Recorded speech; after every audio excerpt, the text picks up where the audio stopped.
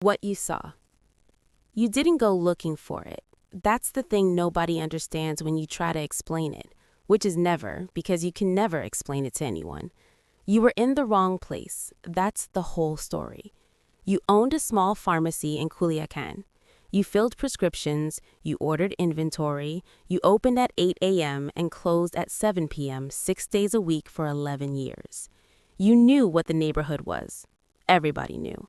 You kept your head down and your mouth shut and your shelves stocked, and nobody bothered you. Then one Tuesday evening, 15 minutes before closing, 2 men walked through your door and shot a third man 3 times in the chest in front of your pharmacy counter. The third man died on your floor between the blood pressure monitors and the vitamin display. The 2 men looked at you. You looked at them. One of them you recognized. Not his name, his face. You'd seen him twice before in the neighborhood. That was enough. That was everything. They left. You called the police. That was your first mistake. The second mistake was telling the truth. The visit. The detective who took your statement was polite. He asked good questions. He wrote everything down. 3 days later, a different man came to your pharmacy. No uniform, no badge visible. He sat across from you at the counter and placed a photograph on the glass. The face you recognized.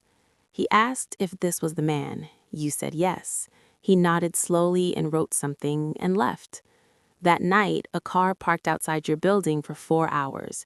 You watched it from your window. It didn't move. In the morning, it was gone. The following week, your pharmacy window was broken. A rock. No notes. 3 a.m. Your supplier called to say your standing order was being delayed indefinitely. No explanation.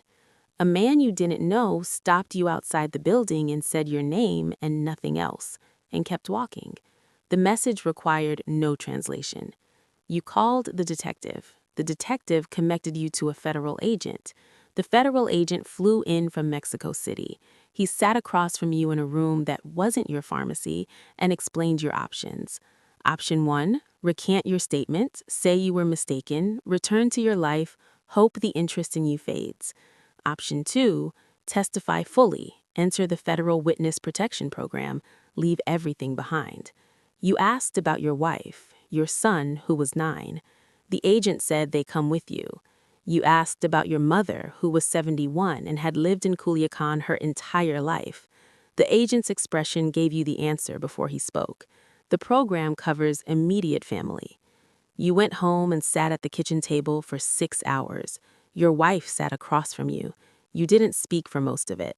By midnight, you had made the decision that ended one life and began another. The last day. You are allowed to tell no one, not your mother, not your brother, not the woman who worked the register at your pharmacy for 8 years.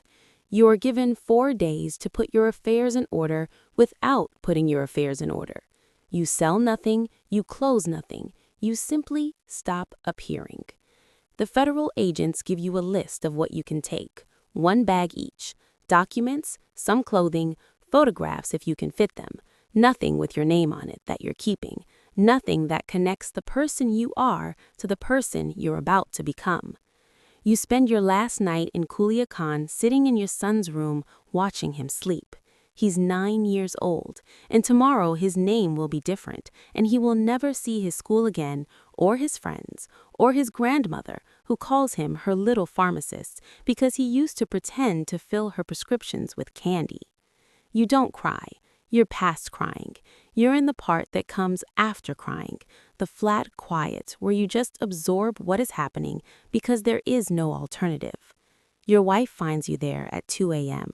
She sits on the floor next to you. She takes your hand. Neither of you speaks. That is the last moment of your real life. Everything after is the program. The new name. You are Robert Castillo now. Your wife is Maria. Your son is Daniel. You live in a mid-sized city in the American Midwest whose name you don't say out loud, even in your own mind, a habit the program instills deliberately. Your apartment is on the 3rd floor of a building with 2 exits, which you identified on the first day because the program taught you to identify exits before you learn anything else about a place. You have a case agent named Garza, you think about the coincidence of that name sometimes, who calls once a month and visits twice a year. He is professional and not unkind. He gives you a number to call if anything feels wrong. You call it twice in the first year for things that turn out to be nothing. A car that seemed to slow near your building. A man at the grocery store who looked at you a half second too long. Both times, Garza investigates and calls back and tells you it's nothing. You believe him, and you also never fully believe him, and you understand these two things will coexist for the rest of your life. What you've lost. Your mother died 14 months after you entered the program. A stroke. Your brother called the emergency number the program gave you for family contact. Garza told you in a phone call on a Tuesday afternoon in your apartment while your son was at school and your wife was at the part-time job the program helped her find. You sat with the phone in your hand for a long time after the call ended. You could not go to the funeral.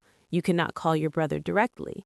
You could not exist in any way that placed you within reach of anyone who knew your name. You sent a letter through the program's relay system. 3 paragraphs. Your brother received it 6 weeks later. You don't know what he did with it. You think about her every day, not dramatically, just the small daily presence of a person who was gone. The moment you reach for the phone to tell her something and catch yourself. Your son is 13 now. He has friends. He's good at school. He plays football on a team whose coach calls him Daniel and whose teammates have no idea that isn't his name. You watch him on the field sometimes and feel something so complicated it has no single word. Pride and grief occupying the same space simultaneously. You gave him a future by erasing his past. You're not sure yet whether he'll understand that when he's old enough to be told. The trial. Garza calls with a date. The trial is in 8 months. You will be transported to testify. New city, secure facility, your identity protected in court. The defendant and his lawyers will see you, but your name will not enter the public record. You spend 8 months trying not to think about it and thinking about nothing else. The night before transport, you don't sleep. You lie in the dark next to your wife and run through the testimony you've given in depositions 12 times over 2 years. You know what you saw. You've always known what you saw. That has never been the issue. The issue is what it costs to say it in a room where the man you saw is 15 feet away looking at you. The courtroom is smaller than you imagined. The defendant sits at the defense table in a suit that costs more than your car. He looks at you the entire time you testify. Not threateningly, that would be something to respond to. Just steadily, as if cataloging you, as if the act of looking is itself a message about memory and patience and the long arc of consequences. You answer every question. Your voice doesn't shake.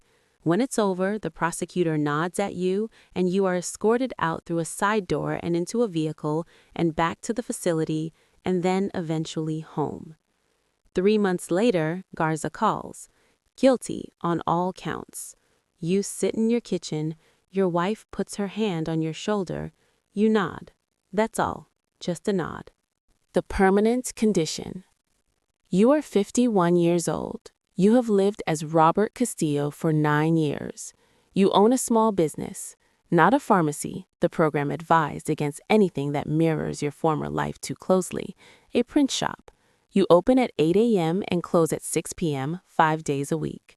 Your customers know you as a quiet man who does good work and doesn't overcharge. Your son is 18. He leaves for university in the fall. Before he goes, you sit with him at the kitchen table and tell him everything. His real name, where he was born, why you left, what you saw on a Tuesday evening between the blood pressure monitors and the vitamin display. He listens without interrupting. When you finish, he is quiet for a long time.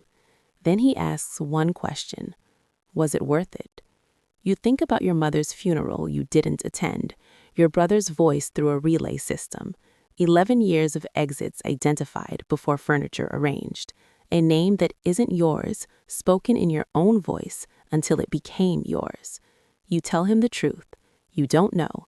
You did what you did because there was a man dead on your floor, and you told the truth when someone asked what you saw, and everything followed from that.